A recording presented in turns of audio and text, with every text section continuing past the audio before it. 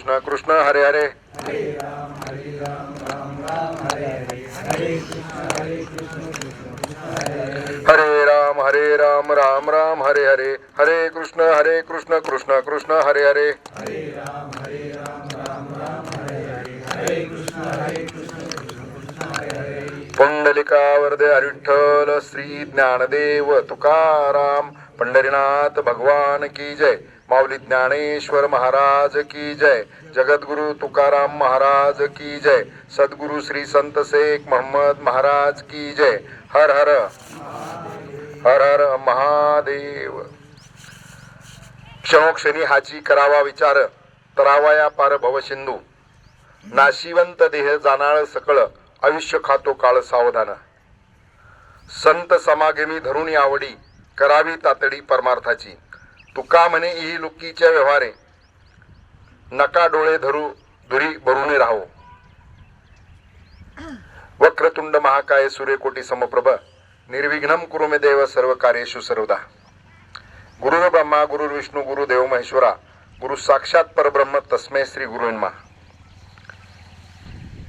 आज खरं तर प्रवचन रूपी सेवा कोणत्या निमित्ताने आहे त्याचा परिहार देणं वक्ता म्हणून प्रवचनकार करून म्हणून माझी जबाबदारी आहे आणि म्हणून या ठिकाणी आज ही प्रवचन रूपी सेवा करत असताना स्वर्गीय अखंड सौभाग्यवती सुमनताई प्रकाशराव लगड यांची 10 दिवसापूर्वी प्राणज्योत मालवली. जीवसृष्टीमध्ये देवांनी देखील अवतार घेतला, त्यांना देखील अवतार संपवावा लागलेला आहे. आपण तर मनुष्य आहोत, जो जन्माला आला त्याला मरण आहे. त्याप्रमाणे 10 दिवसापूर्वी सुमनताई आपल्या सगळ्यांना सोडून गेलेले आहेत. खरं तर त्यांचं जीवन जर पाहिलं तर खूप संघर्षमय जीवन त्या निश्चितपणानं जगल्या. अत्यंत अनुकूल कालखंड त्याने अनुभवला आणि प्रतिकूल कालखंडामध्ये देखील अत्यंत समर्थपणानं त्या ठिकाणी त्यांनी भक्कमपणानं भूमिका पार पाडण्याचा प्रयत्न केला. 10 दिवसापूर्वी ते गेलेले आहेत. खरं तर खडतर कालखंड त्यांनी त्यांच्या जीवनामध्ये संघर्षाचे अनेक चढउतार त्यांनी त्यांच्या जीवनामध्ये निश्चितपणानं पार पाडले.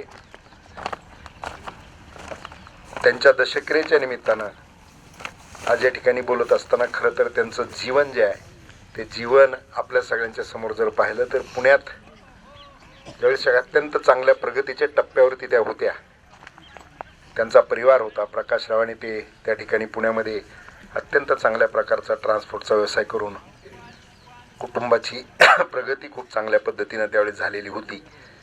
आणि कोशेगावकर असतील किंवा नातेवाईक असतील त्यांच्या दृष्टिकोनातून पुण्यातलं एक आधार केंद्र अशाच पद्धतीनं त्यांच्याकडे सगळे कोशेगावकर एक कालखंड पाहत होते. खरं तर सतीश नानांनी सांगितलं की ज्या दिवशी गेल्या त्याच्या अगोदर 4 दिवसाचा त्यांचा संवाद जो सांगितला, वेदना देणारा संवाद निश्चितपणानं बहीण भावाचा झाला. परंतु जगामध्ये असंच आहे, एक जुनं खूप भजन आहे, खूप चांगल्या प्रकारचं जुनी काही भजनं हिंदीतली खूप चांगल्या प्रकारची भजनं आणि बोध आपल्या सगळ्यांच्या समोर ठेवणारी भजनं होती. सुख के सब साथी दुःख में ना कोई, अशा प्रकारचं एक भजन. तो मांडोगनला एक एसटीच्या जवळ मी लहान असताना किंवा व्यवसायाला लागल्यानंतर देखील जात असताना पाहायचो. त्यावेळेस एवढंच एक भजन तो मांडोगनला एक जण म्हणत होता. जीवनामध्ये चढ उतार हे प्रत्येकाच्या जीवनामध्ये निश्चितपणाने येत असतात. 10 दिवसापूर्वी ताईंना आपल्या सगळ्यांना सोडून जावं लागलेलं आहे आणि म्हणून त्यांच्या दशक्रियेच्या निमित्तानं आज या ठिकाणी जगदवंदनीय श्रीमंत संत जगद्गुरु तुकाराम महाराजांचा 4 चरणांचा सगळ्यांना परिचित असणारा अभंग या ठिकाणी आजच्या सेवेसाठी घेतलेला आहे. क्षणोक्षणी हाची करावा विचार तरावया पार भव सिंधू नाशिवंत देह जाणार सकळ आयुष्य खातो काळ सावधाना. संत समागमी धरुणी आवडी करावी तातडी परमार्थाची. तुका म्हणे येईल की लोकीचे व्यवहारे नये डोळे धुरी भरुनी राहो.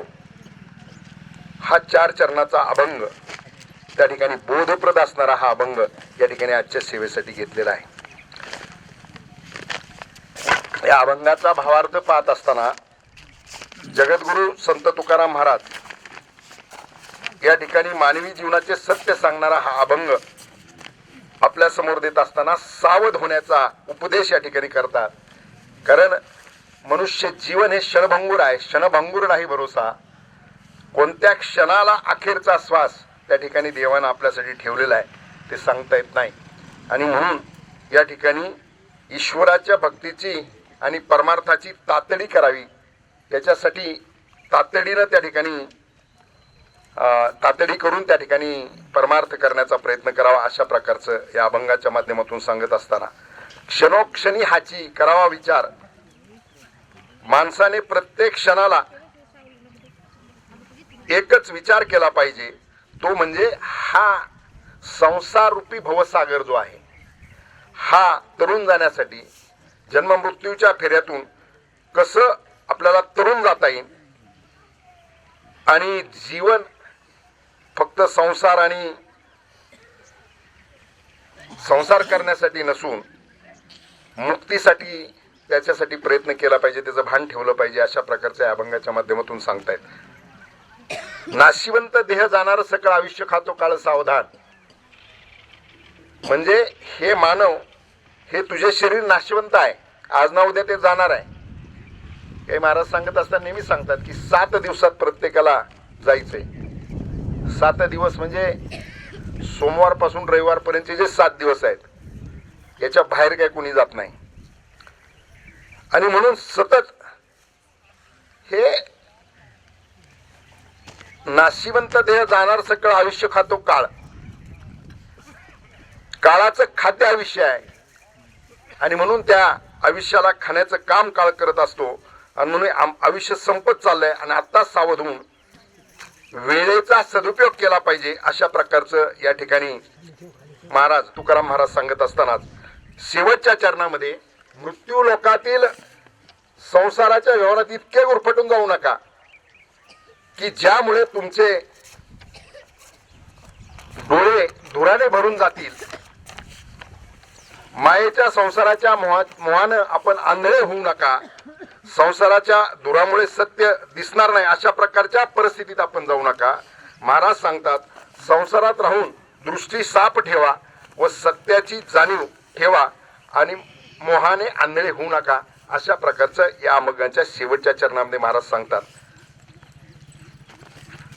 अभंगाचा अर्थ आपण पाहिलेला आहे.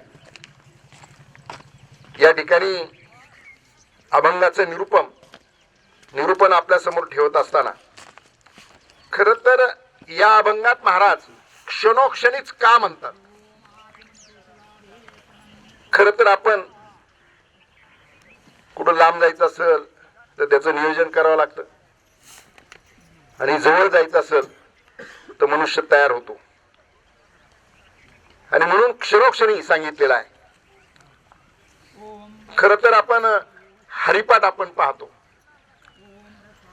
हरिपाठाची सुरुवात अशी आहे की देवाच्या द्वारी उभा क्षणभरी तेने मुक्तिचारी साधियल्या. म्हणजे देवाच्या दारात क्षणभर उभं राहिलं तरी 4ही मुक्ती साधल्या, अशा प्रकारचं माऊली आपल्याला सांगतायत. पण त्याच हरिपाठातली 27वी ओवी जर आपण पाहिली तर त्याच्यात काय म्हटलंय माऊलींनी, रिकामा अर्धघडी राहू नको. म्हणजे आपण असा विचार करणार क्षणोक्षणी आपल्याला सुईच आहे की देवाच्या द्वारी उभा क्षणभरी. मग आता क्षणभर देवाच्या दारात उभं राहिली, दिवसभर काही उद्योग करायला मोकळा झालो असं नाही. हरिपाठ जर सगळा पाहिला तर शेवट करत असताना माऊली सांगतात रिकामा अर्धघडी राहू नको. म्हणजे या जीवनामध्ये जीवनाचं कल्याण जर करून घ्यायचं असेल तर जीवनाचं कल्याण करून घेण्यासाठी नामस्मरण हे अत्यंत महत्वाचं साधन या ठिकाणी सांगितलेलं आहे. सत्ययुगामध्ये त्या ठिकाणी ध्यानाने देवाची प्राप्ती होती. त्रेतायुगामध्ये यज्ञाने देवाची प्राप्ती हे शास्त्र आणि सगळे संत सांगतात की त्रेतायुगामध्ये यज्ञानं देवाची प्राप्ती होती, द्वापार युगामध्ये पूजेनं देवाची प्राप्ती सांगितली आणि कलियुगामध्ये नामस्मरणानं देवाची प्राप्ती, म्हणजे भजन कीर्तन हे नामस्मरण याच्यातून देवाची प्राप्ती हे फार सोपं कलियुगामध्ये साधन सांगितलेलं आहे. परंतु लोक म्हणतात वेळ कुठे आहे? आता भजन करायला कोणत्याही संतांनी असं सांगितलं नाही की सगळे काम धंदे सोडा आणि फक्त भजन करा, असं कुठल्याही संतांनी सांगितलेलं नाही. कामामध्ये काम कुणी म्हणा राम राम, किंवा संत सावता महाराजांनी सांगितलेलं आपल्याला कांदा मुळा भाजी अवघी विठाई माझी. म्हणजे आरणवरून सावता महाराज पंढरपूरला किती वेळा गेले माहित नाही, परंतु पंढरीश पांडुरंग त्या ठिकाणी सावता महाराजांच्या शेतामध्ये त्या ठिकाणी येत होते. कारण सावता महाराजांना प्रत्येक ठिकाणी कांद्यात, मुळ्यात, भाजीत, कोथिंबिरीमध्ये सगळ्यामध्ये त्यांना पांडुरंग दिसत होता. सावता महाराजांनी मोठ धरली, पाणी चाललं तर त्या पाण्याला म्हणत असताना त्या ठिकाणी म्हणायचे की जा असाच वाहत जा आणि माझ्या पंढरपूरच्या पांडुरंगाला भेटून ये. म्हणजे त्या पाण्याला सुद्धा सांगत असताना, पाण्याशी सुद्धा बोलत असताना पांडुरंगाचं नामस्मरण सावता महाराज करत होते.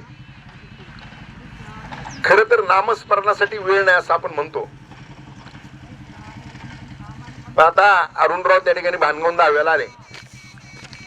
गाडीने येत असताना हाताने स्टिअरिंग धरली, पायानं ब्रेक असन, क्लच असन, ऍक्सिलेटर असन, असं धरलंय, पण तोंड मोकळे ना. मग भजनासाठी जे लागतं ते जर मोकळं आहे तर त्याचा उपयोग केला पाहिजे, अशा प्रकारचं या ठिकाणी महाराज आपल्याला निश्चितपणानं सांगतायत. आणि ही तातडी संताची संगती धरून करा, अशा प्रकारचं या अभंगाच्या माध्यमातून महाराज सांगत असताना खर तर आपण एका गोष्टीचा विचार निश्चितपणानं करण्याची आवश्यकता आहे की 84 लक्ष योनीमध्ये सर्वश्रेष्ठ जर देह कोणता असेल तर तो मनुष्य देह आहे. 84 लक्ष योनीमध्ये पशु आहेत, पक्षी आहेत, वृक्ष आहेत आणि मानव आहे. सर्वश्रेष्ठ मानव देह काय? त्याचं कारण आपल्याला व्यक्त होता येतंय, आपल्याला बोलता येतंय, आपल्याला गाता येतंय, आपल्याला ऐकायला येतंय, आपल्याला सांगता येतंय, आपण हाताने 4 गोष्टी करू शकतो. मनुष्यालाच ही सगळी शक्ती ईश्वराने त्या ठिकाणी निश्चितपणानं दिलेली आहे. आणि मग मनुष्याला खर तर देव दिला देह भजना गोमटा. देवानं आपल्याला मनुष्य देह जो दिलेला आहे तो भजनासाठी दिलेला आहे. परंतु त्या ठिकाणी आपण किती भजन करतो? आणि भजन म्हणजे फक्त गाथेत दिलेलं भजन आहे. त्या ठिकाणी माऊलीने लिहिलेला, त्या ठिकाणी ज्ञानेश्वरी असेल, दासबोध असेल किंवा अनेक ग्रंथ संतांनी दिलेले आहेत. एकनाथ महाराजांचा आहे, सगळ्यांचे ग्रंथ अनेक आहेत.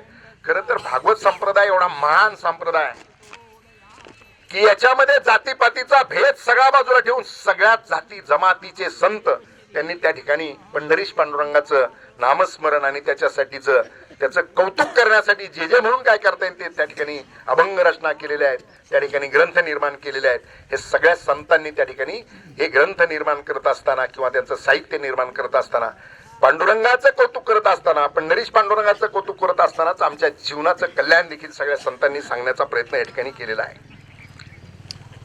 आणि म्हणून या ठिकाणी आपल्याला जीवन जे मिळालेलं आहे, आयुष्य जे मिळालेलं आहे, ते आयुष्य ही 3 पानाची डायरी आहे. पहिलं पान जन्म आहे आणि शेवटचं पान मृत्यू आहे. हे 2 पानं जे आहेत ते परमेश्वर लिहितोय आपले.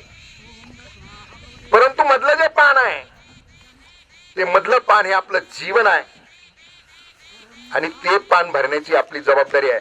आणि त्याच्यासाठी हा अभंग जो आहे किंवा संतांनी निर्माण केलेलं साहित्य जे आहे ते साहित्य आपल्याला जीवनाची डायरी मधलं पान कशा पद्धतीचं भरायचं ते सांगण्याचा प्रयत्न निश्चितपणानं करतायत. खर तर हा मनुष्य देह खूप अनमोल आहे आणि मृत्यू हे या देहातलं, या जन्मातलं अंतिम सत्य आहे. जीवनातलं सत्य काय असेल तर मृत्यू हे सत्य आहे. ते कोणीही बदलू शकत नाही. आणि हे जीवन कसं आहे, खरं तर जन्माची चाहूल लागते. कोणीतरी जन्माला येणार आहे याची 9 महिने अगोदर चाहूल लागते, पण मृत्यूची कुठलीच चाहूल लागत नाही. क्षणभंगूर नाही भरोसा. कोणत्या क्षणाला तुम्ही जाणार आहात, वेळ, काळ आणि ठिकाण प्रत्येकाचं ठरलेलं आहे आणि त्या ठिकाणी त्यावेळेस प्रत्येक जण जाणार आहे. खरं तर मरण कोणालाच आवडत नाही. मर म्हणलेला शब्द सुद्धा आवडत नाही. एकदा एक मुळी विक्या जो आहे तो खूप वैतागलेला असतो. कारण रोजचा क्रम, सकाळी उठायचं, झाडं तोडायचे, ते लाकडं घ्यायचे, मुळी त्या ठिकाणी नेऊन विकायची. याच्या पलीकडे जीवनच नाही. एकदा तो खूप वैतागलेला असतो आणि मुळी घेऊन उन्हाळ्याच्या दिवसातून रस्त्यानं चाललेला असतो. ती मुळी विकायला त्याला शहराकडे जायचं असतं. खूप ऊन असतं, त्रासलेला असतो. एका झाडाची सावली बघतो, मुळी खाली टाकतो आणि झाडाच्या बुंद्याला खिटून बसताना सहज म्हणतो, वैतागलेला असल्यामुळे तो म्हणतो, अरे यमा, कुठं लपून बसलास, उचल, मला वैतागलोय. कवरे पीडा, किती कालखंड या यातना, या यातनेतून मला मुक्त कर. असं म्हणत असताना यमा कुठे गेलास असं म्हटला आणि अकरा विक्रा रूप धारण करून यमराज त्याच्या समोर उभा राहिला. कारण ते झाड होतं कल्पतरूच. यम उभे राहिल्यानंतर त्यानं हागरवडला, 11 विक्रा रूप पाहिलं आणि त्यांनी विचारलं, आपण कोण? त्यानं सांगितलं, आत्ताच तू आठवण केली तोच मी. तू कंटाळलास, वैतागलास, घेऊन जा म्हणून सांगितलं, तुला न्यायला आलो. नाही नाही नाही म्हणला, मला मुळी उचलू लागायला कुणी नव्हतं म्हणून मी आवाज देत होतो. वैतागलेला माणूस एका क्षणात म्हणतो. म्हणजे मरण या ठिकाणी कुणाला आवडत नाही, मात्र ते मरण चुकवता पण येत नाही. चुकवता येत असतं तर काय फजिती झाली असती. मरण नसतंच तर आज इथं पाय ठेवायला तरी जागा असती का?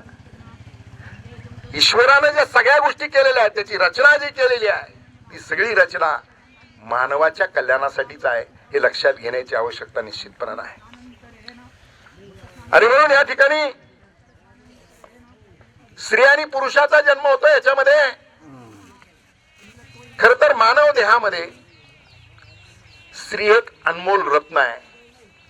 स्त्रीचा जन्म हा खूप महत्वाचा जन्म. परमेश्वराने त्याची निर्मिती केलेली आहे. कोणी महापुरुष घ्या, संत घ्या, सगळ्यांचा जन्म या स्त्रीच्या पोटातून आहे. आणि स्त्रीची भूमिका ही अशा पद्धतीची आहे की लिकोराच्या हित वाहे माऊलीच्या चित्त, ऐशे कळवळ्याची जाती करे लाभाविन प्रीती. आई आणि वडील दोघांचंही प्रेम आपल्या पुत्रावरती निश्चितपणानं असतं. परंतु आईवडिलांचं असणारं जे प्रेम आहे त्याच्यामध्ये आईचं प्रेम हे अनन्य साधारण प्रेम असतं. वडील त्या ठिकाणी प्रेम करतात. मूल जन्माला आल्यानंतर वडील त्याचं आयुष्य कशा पद्धतीने उभं करता येईल त्याच्यासाठीचा प्रयत्न करत असतात, त्याच्यावरती प्रेम करत असतात. मात्र आई चाहूल लागल्यापासून तर ते मूल त्याचं आयुष्याचं कल्याण होईपर्यंत, त्याचं आयुष्य घडेपर्यंत क्षणाक्षणाला त्याच्या कल्याणाचा विचार आईच्या ठाई निश्चितपणानं असतो. असं एक बहुमोल मात्र रत्न या ठिकाणी ईश्वरानं निर्माण केलेलं आहे. स्त्रीचा त्याग किती आहे जीवनामध्ये. खरं तर बरीचशी मंडळी बोलत असताना, प्रवचनोपी सेवेतून स्त्रियांच्या बाबतीमध्ये बोलत असताना नेहमीच त्यांना कोसण्याचा प्रयत्न करतात. पण स्त्रीचं जीवन जर बघितलं तर जन्म झाल्यानंतर, आत्ताचा कालखंड थोडासा बदललाय, नाही तर पूर्वीचा कालखंड मुली जन्माला आली की ती नावडती असायची बऱ्याच जणांची. तिथपासून तिच्या संघर्षाची आणि त्यागाची सुरुवात. किती त्याग. त्या ठिकाणी आईवडिलांच्या धाकात लहानपणी, त्या ठिकाणी लग्न झाल्यानंतर पतीच्या धाकामध्ये, तिच्या ताब्यामध्ये आणि लग्न होत असताना परिवर्तन केवढं मोठं आहे, त्याग कशा कशाचा आहे. वडिलांच्या नावाचा त्याग करून पतीचं नाव लावायचं, वडिलांचं गोत्र जे आहे तो सोडून पतीचं गोत्र लावायचं, पतीचं आडनाव लावायचं. जीवनामध्ये लग्न झालं, अक्षरा पडल्या की एका सेकंदामध्ये तिचं नाव आणि सगळं बदलतं. माहेरच्या सगळ्या गोष्टी सोडायच्या, सासरच्या ज्या रिवाज रीती आहेत त्या रीती घेऊन तिने पुढे चालायचं. हा त्याग स्त्रीच्या जीवनामध्ये निश्चितपणे आहे. त्याग करत असताना त्या ठिकाणी जन्म मुलाला द्यायचा, जन्म मुलीला द्यायचा, त्याला 9 महिने त्याच्या पोटामध्ये सांभाळायचा, त्याचा भार व्हायचा. खर तर या आपण सगळेजण आपल्याला मिळालेला प्रत्येक अवयव हे आपल्याला आईपासून मिळालेलं आहे. हाड ही जी आपल्याला मिळालेली हाड आहेत, अग्नी सगळ्याला जाळते, परंतु आपल्या शरीरातल्या हाडाला जाळू शकत नाही अग्नी. ती हाड आईनं आपल्याला दिलेली हाड आहेत. आपल्या पोटी मूल आहे, त्याची चाहूल लागल्यापासून त्या मुलावरती प्रेम करण्याचा प्रयत्न करते. मात्र मुलाचा जन्म झाला की त्याला नाव बापाचं लावलं जातं. हाही त्या स्त्रीचा त्याग आहे. आणि म्हणून ही एका आईचा दशक्रिया विधी आहे. आणि म्हणून स्त्रीचं जीवनातलं अनन्य साधारण फार महत्व जे आहे ते निश्चितपणाने आपण सगळ्यांनी लक्षात घेण्याची आवश्यकता आहे. स्त्री आई ही अनन्य आहे. आणि म्हणूनच आईच्या लहान मुलाला लेकरू म्हटलं जातं. शिव अनन्य, तिच्या लहान बाळाला कुकुरू म्हटलं जातं. खूप गोष्टी सांगता येतील. परंतु या ठिकाणी या महाराजाच्या निमित्त, या अभंगाच्या निमित्तानं महाराजांनी आपल्या सगळ्यांना सांगितलेलं आहे की क्षणोक्षणी विचार करायला सांगितलेला आहे. विचार करत नाही का आपण? आपण सगळेजण विचार करतो. आता सगळेजण प्रवचन ऐकतात का? तर दिसताना तर आपण सगळेजण ऐकतोय, पण मन एवढं गतिमान असतं की इथं प्रवचनात बसलेलो आहे आणि इथं बसलेला असताना सुद्धा आपण किती लांबचा प्रवास करून येतो. मनाला तेवढी गती आहे. आणि गती इतक्या लांबची घेतो कधी, तर तो विचार करतो आपण. म्हणून आता आपण इथं बसलो तर आपण दिल्लीला जायचं म्हटलं तर दिल्लीत पोहोचलो आपण एका क्षणाच्या काही भागामध्ये. एवढं मन चंचल आहे. आणि म्हणून माणूस क्षणाला विचार निश्चितपणानं करत असतो. पण विचार कोणता केला पाहिजे हा सगळ्यात महत्वाचा विषय निश्चितपणाने या ठिकाणी तुकाराम महाराजांनी सांगितलेला आहे. महाराजांनी सांगत असताना संताची संगती करा हे या अभंगात सांगितलेलं आहे. जीवनाचं कल्याण करण्यासाठी संताची संगती करा अशा प्रकारचं सांगितलं. विचाराचे अनेक प्रकार आहेत. सात्विक विचार आहे, अर्धविचार आहे, पश्चात विचार आहे, निरर्थक विचार आहे. अशा अनेक विचाराचे प्रकार पडतात. खर तर एकदा एक तरुण, त्याचं लग्न होत नाही.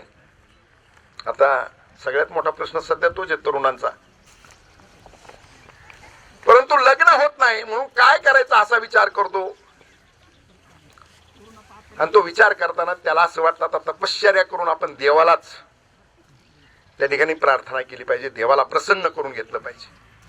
तो जातो, गावात मारुतीचं मंदिर असतं, मारुती रायाच्या पुढे बसतो, अनेक वर्ष तपश्चर्या करतो. आणि त्याची तपश्चर्या पाहून मारुतीराय प्रसन्न होतात आणि विचारतात, काय बालका, कशासाठी तू मला, माझी तपश्चर्या करून मला कशासाठी बोलवलंस? तो सांगतो, महाराज माझं लग्न होत नाही. मारुतीराय म्हणतात, मी नैष्टिक ब्रह्मचारी आहे, कुठं काय मागवय तुझ्या लक्षात आलं नाही? तुला लग्न करायचंय, हा माल काय इथल्या दुकानात मिळत नाही, तू प्रभू रामाकडे जा. मग तो पुन्हा प्रभू रामाकडे जातो, प्रभू रामाची प्रार्थना करतो, राम प्रसन्न होतात. राम प्रसन्न होऊन राम विचारतात त्याला. विचारल्यानंतर तो सांगतो की माझं लग्न होत नाही. राम त्याला आशीर्वाद देतात, लग्न होईल म्हणून सांगतात. रामाचाच आशीर्वाद, खूप चांगली त्याला पत्नी मिळते, लग्न होतं. सगळा संसार त्या ठिकाणी गुण्यागोविंदाने चाललेला असतो. आणि एक दिवस ते दोघे नवरा बायको यात्रेमध्ये फिरायसाठी गेलेले असतात. यात्रेमध्ये फिरता फिरता गर्दीत बायकोचा हात सुटतो, बायको चुकते. 8 दिवस वाट पाहतो, शोधतो, 15 दिवस वाट पाहतो, शोधतो, बायको काय भेटत नाही. त्याला वाटतं रामाच्या आशीर्वादाने लग्न झालं, आपण पुन्हा रामाला प्रार्थना करू. रामाच्या मंदिरात जातो, प्रार्थना करतो, तपश्चर्या करतो. राम प्रसन्न होतात, विचारतात काय झालं का. तो सांगतो तुमच्या आशीर्वादाने लग्न झालं, खूप चांगलं चाललं होतं. यात्रेला गेलो, बायको हरवली, बायको सापडत नाही. राम म्हणले माझी सीता ज्यावेळेस तिचं अपहरण झालं, तिला शोधण्यासाठी मला हनुमंतरायाला पाठवावं लागलं, मला शोधता नाही आलं. तू चुकीच्या ठिकाणी आलास.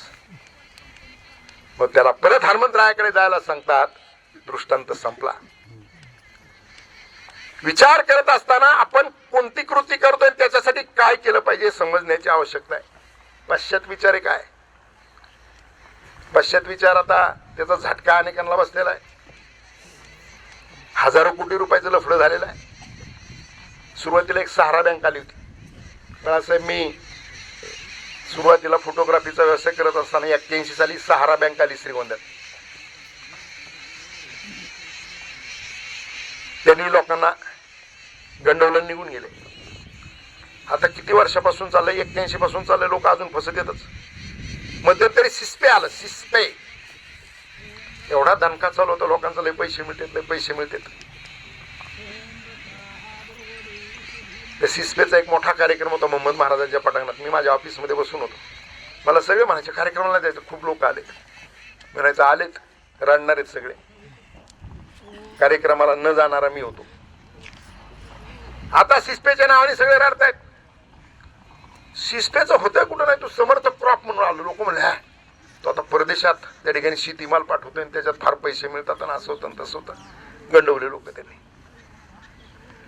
विचार न करता एखादी कृती करायची आणि मग नुकसान झाल्यानंतर पश्चाताप करत बसायचा. हा पश्चात विचार माणसं त्या ठिकाणी करतात. निरर्थक विचार करणारी माणसं खूप आहेत. निरर्थक इथं आपण बसलोय, काही जणांचं इकडं लक्ष नसेल तर ते मग कावळा कधी आलाच कावळा की मग त्याला दात किती असतील. आता काय कावळ्याला किती दात असतील याच्याशी काय आपल्याला काही देणं घेणं आहे का? काही विचार करतात माणसं. अस्वलाला किती कस असेल. काही विचार करण्याचा काही अर्थ आहे का त्याला? कशासाठी करायचं ते? एक तरुण असाच रोज त्याच्या गॅलरीत बसलेला असायचा घराच्या, आणि तो विचार करायचा.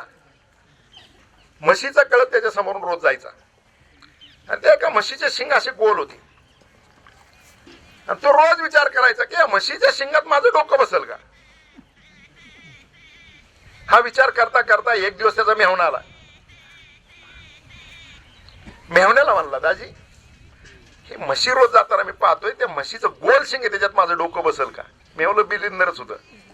त्यांनी सांगितलं कशाला विचार करतो, प्रयोग करून बघ म्हणे. रात्रभर विचार करतो, दुसऱ्या दिवशी ठरवतो. जसा म्हशीचा कळप पुढून येतो नेमकी तीच म्हैस मालकाने त्या दिवशी हाणलेली असते. वैतागलेलीच म्हैस. आणि हे जशी म्हैस आली तसं त्यांनी डोकं त्याच्यात गुंतवलं असं त्याचं डोकं गुंतलं.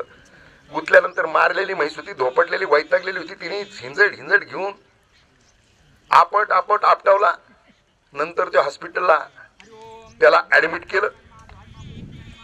ऍडमिट केल्यानंतर माणसं भेटायला गेल्यावर काय असतं, भेटायला गेल्यावर माणसं काय विचारतात पहिल्यांदा, पेशंटचे एवढे हाल असतात ना, एवढे हाल.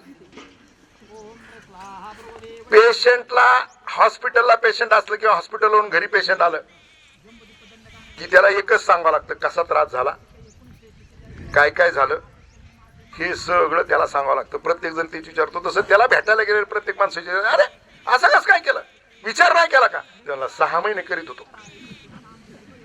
आता असला निरर्थक विचार या जीवनामध्ये त्या विचाराचा उपयोग आहे का.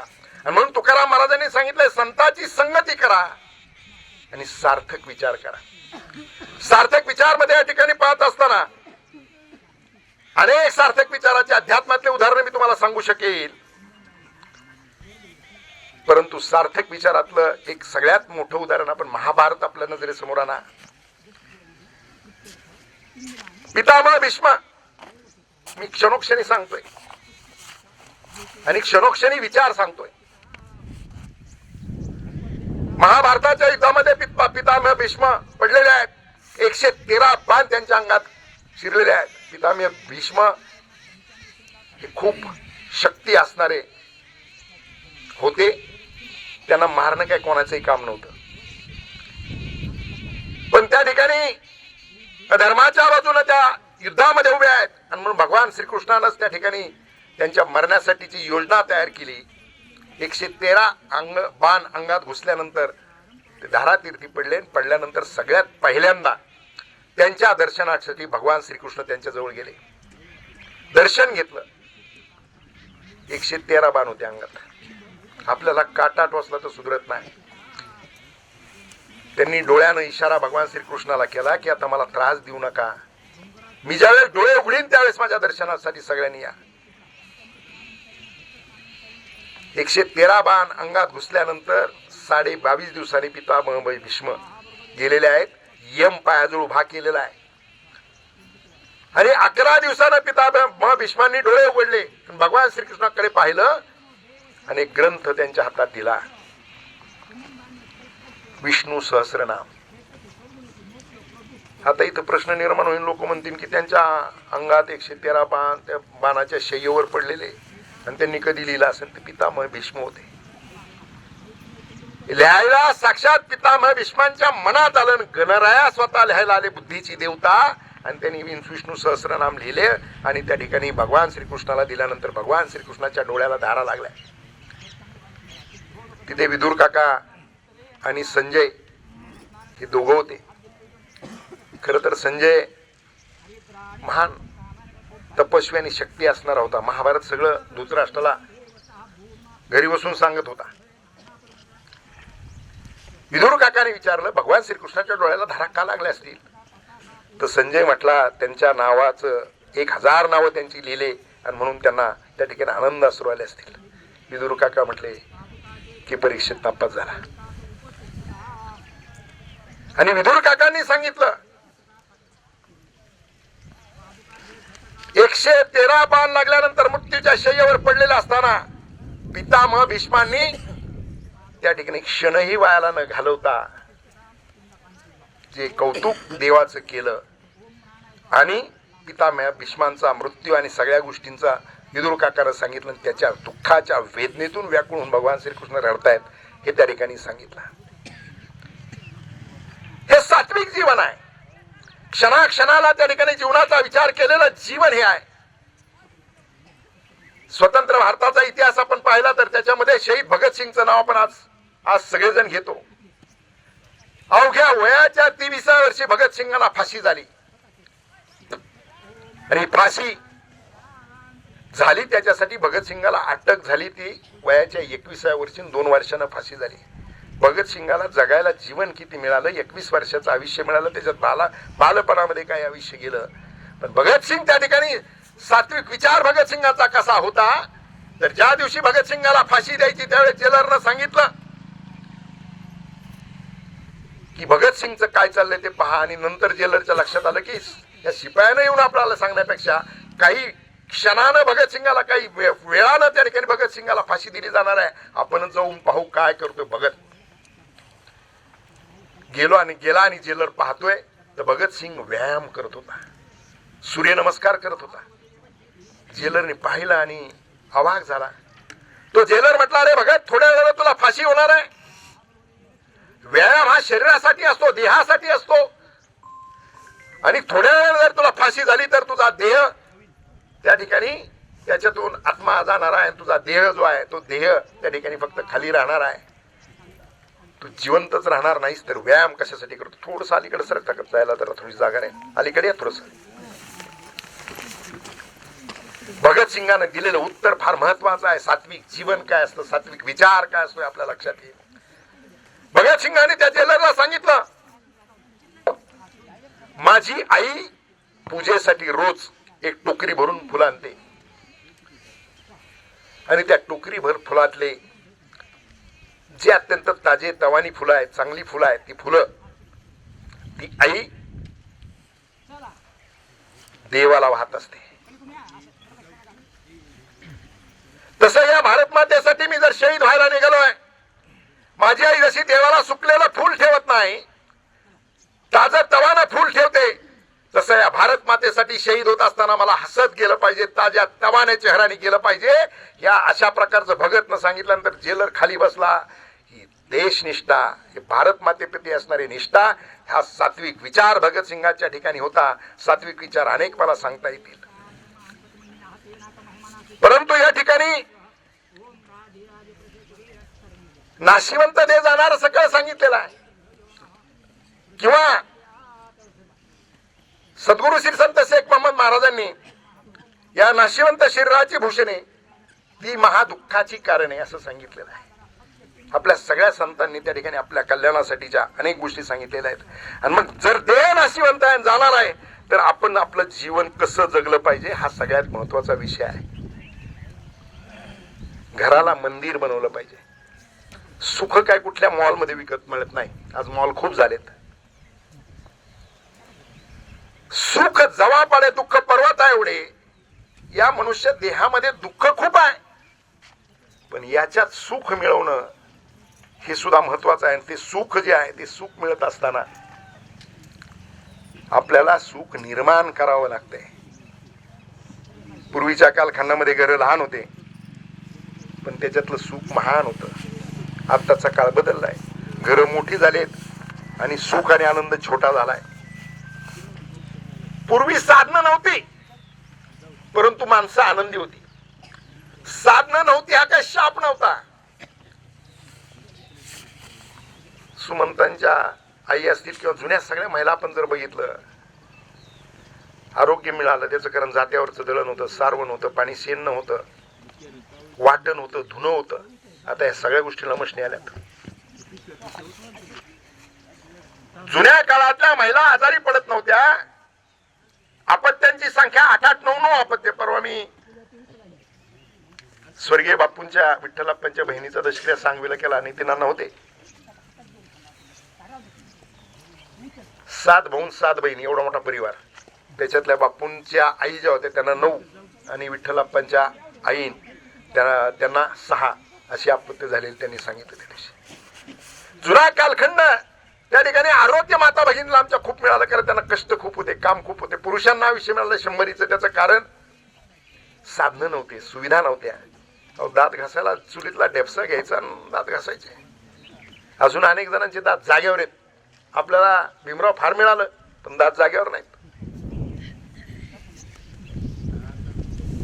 आज परिस्थिती अशी आहे की जीवन जर सुखी करायचं असेल तर त्याचं सुखी करण्यासाठी आपल्याला करता येतं. खरं तर संघर्षाच्या बाबतीत आज राजकीय आणि सामाजिक जीवनात काम करत असताना मी पाहतो की खूप महिलांच्या बाबतीमध्ये, मुलींच्या बाबतीमध्ये, संसार व्यवस्थेच्या बाबतीमध्ये, कुटुंब व्यवस्थेच्या बाबतीमध्ये खूप प्रश्न निर्माण होतात.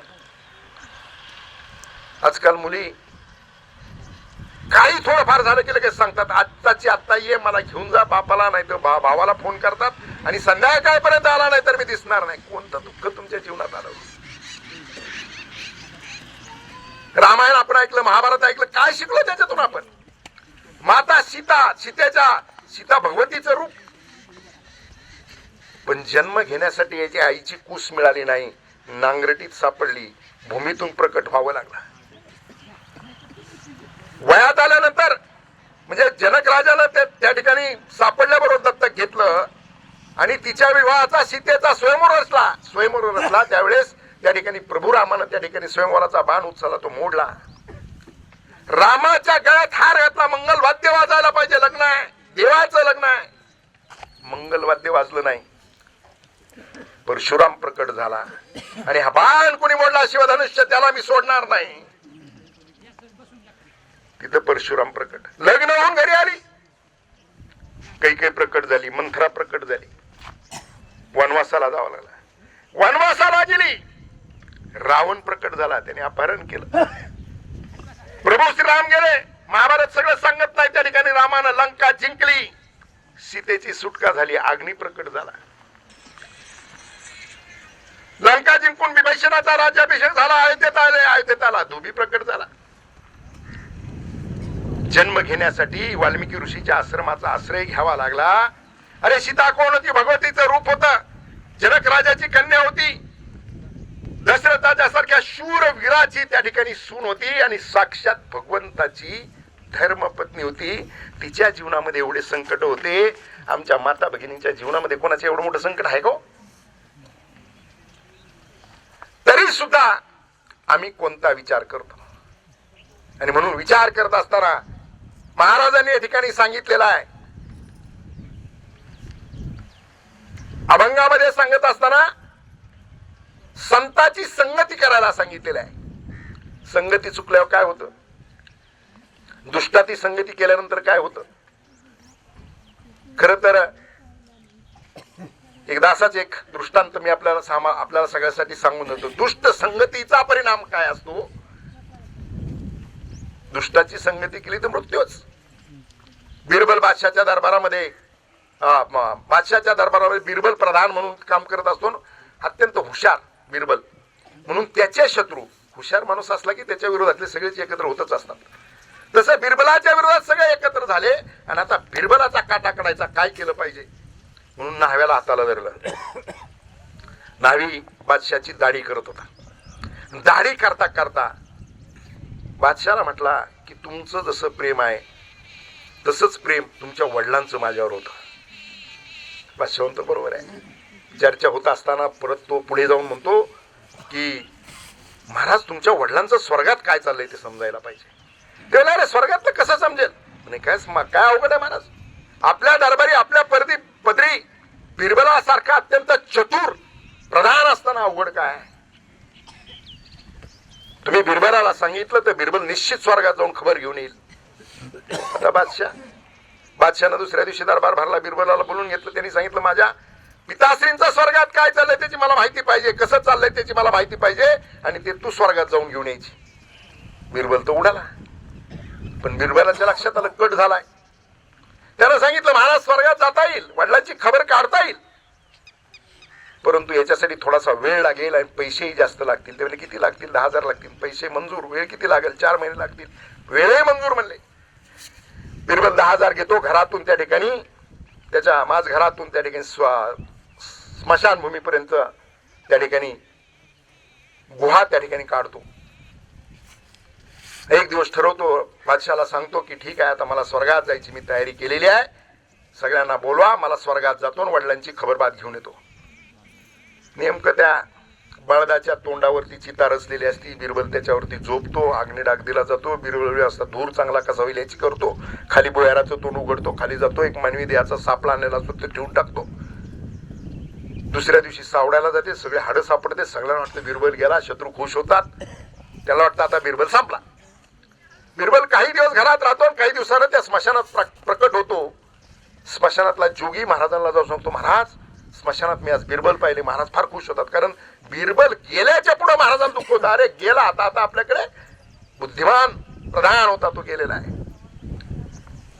बिरबल पाहिला म्हटल्यानंतर महाराज त्याच्या स्वागताची प्रचंड तयारी करतात. वाजत गाजत घेऊन येतात. दरबारात त्याचं स्वागत करतात, सत्कार करतात, त्याला मिठी मारून आलिंगन देतात. आणि बादशाह म्हणतो प्रवास कसा झाला. तो म्हणला महाराज जसं मला चितेवरती टाकलं नागणी डाग दिला, हलका वाटायला लागलं. वर जात राहिलो. पुढे एक विमान दिसलं. त्या विमानाला मी हात केला. ते विमान माझ्याजवळ आलं. विमानात घेतलं. मला स्वर्गात घेऊन गेलं. स्वर्गाचे सुख पाहिले. काय आनंद आहे तिथं. त्या सगळ्या स्वर्गाचं वर्णन बिरबलाने केलं. आता बिरबलच होतो तू काय स्वर्गात गेलता का पाहायला. मग त्या बादशाने विचारलं माझे वडील काय म्हणतायत. म्हणजे खूप आनंदी आहेत वडील. वडिलांचा राजमहाल काय, रत्नजडीत राजमहाल, त्यांचा आनंद सुख भोग विलास सगळ्या गोष्टींचं त्या ठिकाणी बिरबलाने कौतुक केलं. मग म्हणले वडिलांनी काही मला निरोप दिलाय का. हो म्हणे महाराज एक निरोप दिलाय. सगळ्या गोष्टी आहेत परंतु तिथं न्हावी नाही म्हणले. स्वर्गात सगळ्या गोष्टी आहेत पण तिथं न्हावी नाही. वडिलांची दाढी खूप वाढलेली आहे, त्यांनी न्हाव्याला पाठवा म्हणून सांगितलं. बादशाने फरमान काढलं. दुसऱ्या दिवशी न्हाव्याची चिता रचली. तर गेला ते परत आलाच नाही.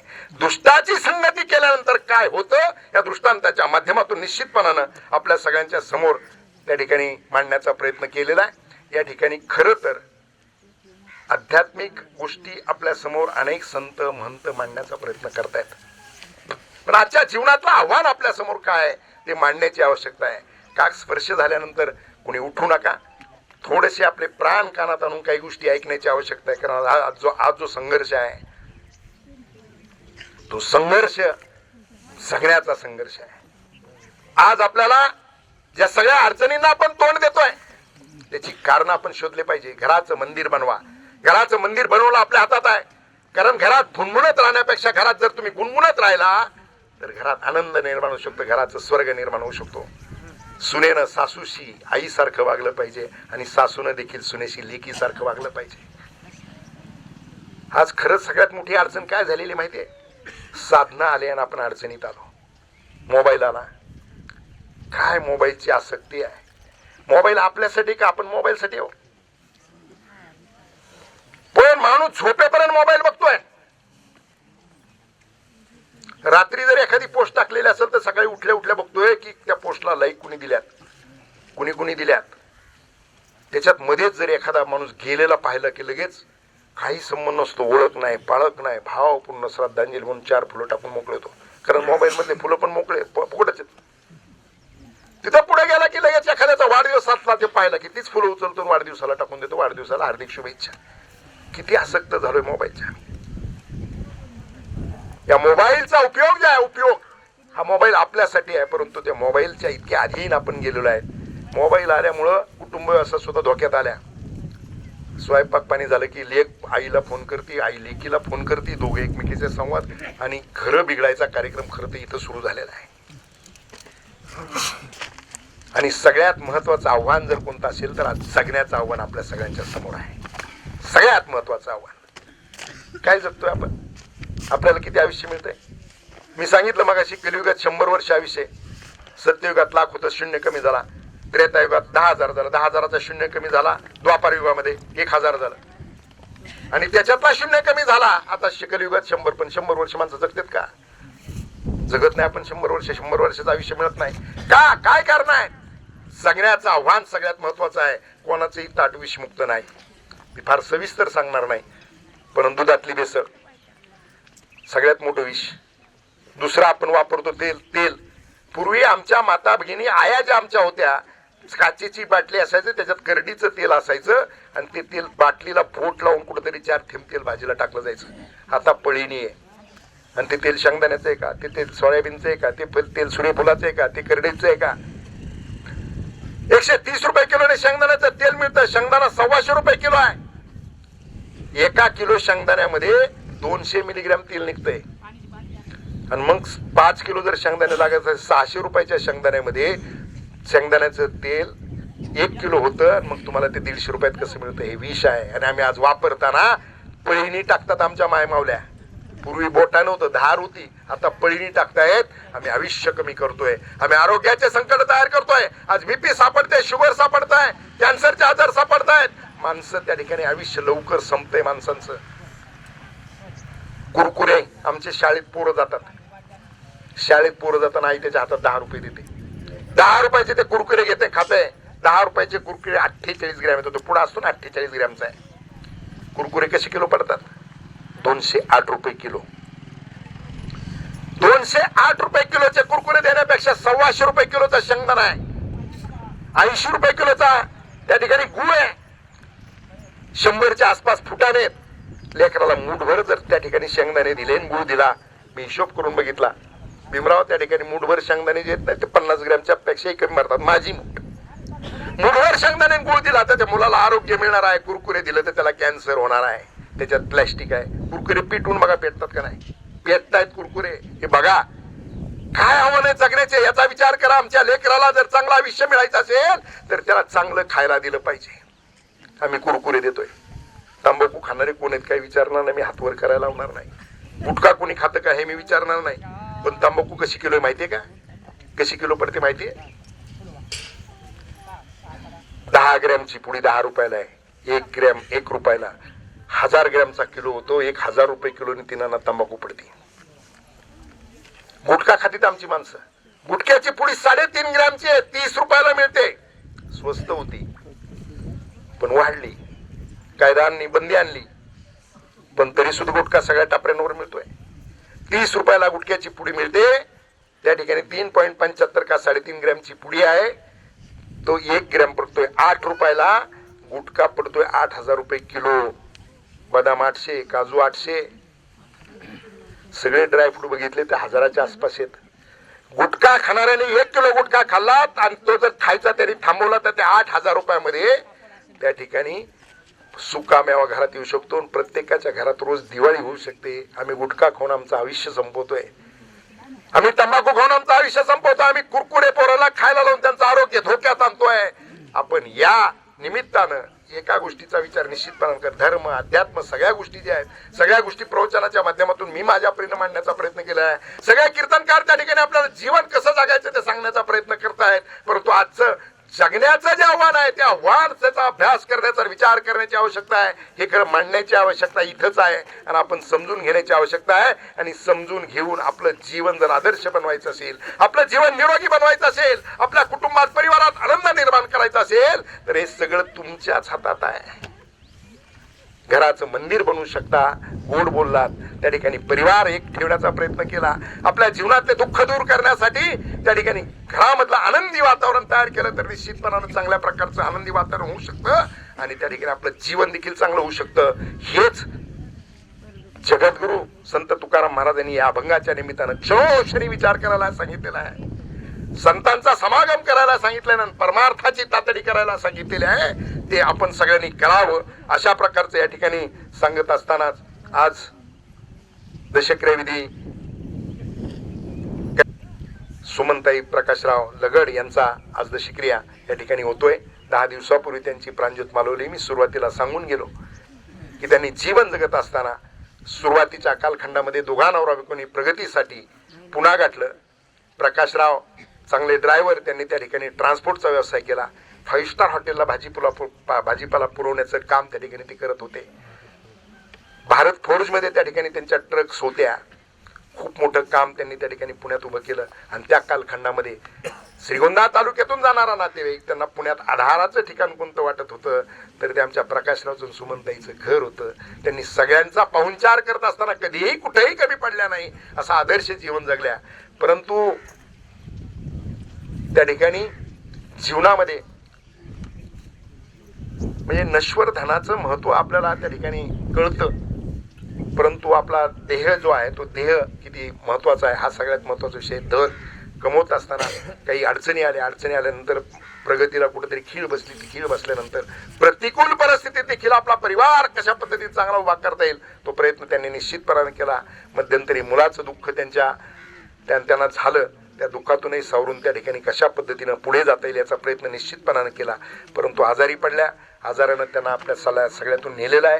त्या ठिकाणी त्यांच्या जाण्यामुळं त्या ठिकाणी लगड परिवार असेल, कदम परिवार असेल, शिंदे परिवार असेल, आपण सगळे नातेवाईक असू, सर्वांना तीव्र दुःख झालेलं आहे. या दुःखातून सावरण्याची शक्ती, बुद्धी आणि सामर्थ्य परमेश्वर आपल्या लगड परिवार, कदम परिवारानं सगळ्या नातेवाईकांना देवा अशा प्रकारची मी पंढरीश पांडुरंगाच्या चरणी प्रार्थना करतो.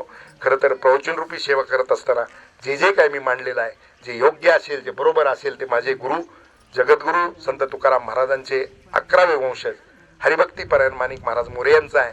जे काही चुकलं असेल, एखादी गोष्ट कुणाला लागली असेल तर ते माझं मला परत द्या अशा प्रकारच्या या ठिकाणी सांगतो आणि प्रवचन रूपी सेवेला पूर्णविराम देतो. पुंडलिकावरदे हरी विठ्ठल श्री ज्ञानदेव तुकाराम पंढरीनाथ भगवान की जय.